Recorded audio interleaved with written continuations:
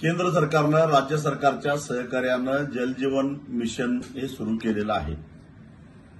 हे जलजीवन मिशन म्हणजे एक भ्रष्टाचाराचं आगार आहे, पैसे खाण्याचं एक राजमार्ग आहे।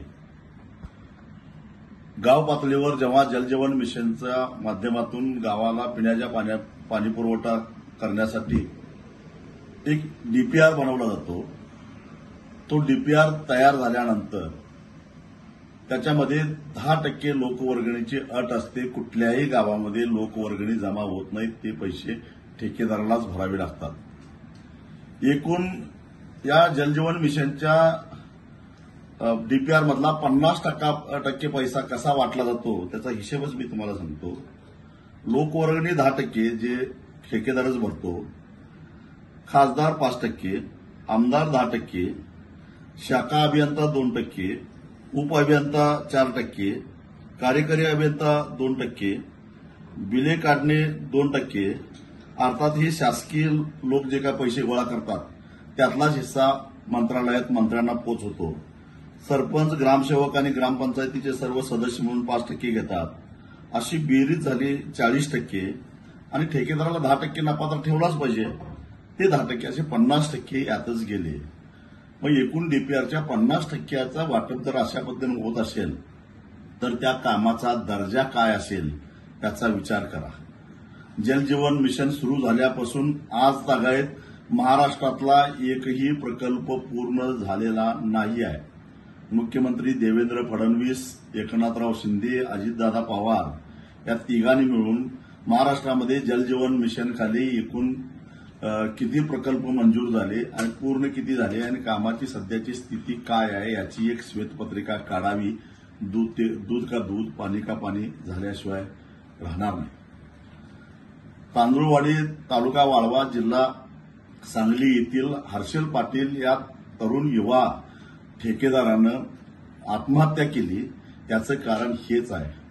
हे जे गावागावातले सुशिक्षित बेरोजगार ज्यांना नोकऱ्या मिळत नाहीत म्हणून मोठ्या आशेनं अशा प्रकारची कामं घेतात, त्यांच्या आयुष्याची वाताहत अशा पद्धतीनं झाली आहे।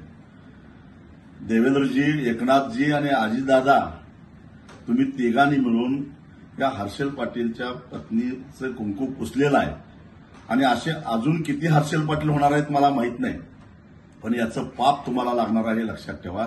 कारण ह्या साऱ्या तरुण पोरांना त्यांचा बळी तुम्ही घेता। जरा तरी काहीतरी मनाची नाही जनाची लाज वाटली पाहिजे। महाराष्ट्रामध्ये सार्वजनिक बांधकाम खातं आणि हे जे जलजीवन मिशनचे मिळून जे काही वेगवेगळ्या ठेकेदारांनी कामं केलेली आहेत, तुम्ही वर्क ऑर्डर काढली, प्रशासकीय मान्यता दिली, कामं पूर्ण झाली, परंतु हे ठेकेदार मंत्रालयामध्ये हेलपाटे घालतात। असे 90,000 कोटी रुपयाची थकबाकी राहिलेली आहे। याची एखादा श्वेतपत्रिका काढा।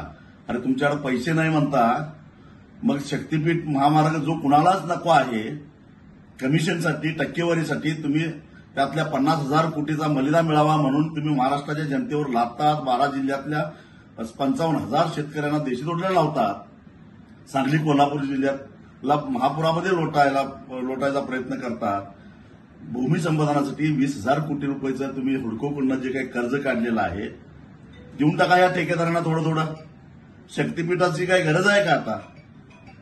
आणि म्हणून हे जे काय कारस्थान तुम्ही केलेलं आहे, खरं तर सवंग लोकप्रियतेच्या घोषणा जाहीर करायच्या आणि सरकारच्या तिजोरीतल्या पैशांना मतदारांना बोलवायचं, त्यांची मतं घ्यायची, सत्तेवर यायचं, हे जे पाप ऑक्टोबर 2024ला तुम्ही केलेलं आहे त्याची ही आलेली विषारी फळं आहे। या आतापर्यंत महाराष्ट्रामध्ये फक्त शेतकरीच आत्महत्या करत होते, आता ठेकेदार आत्महत्या करायला लागलेले आहेत।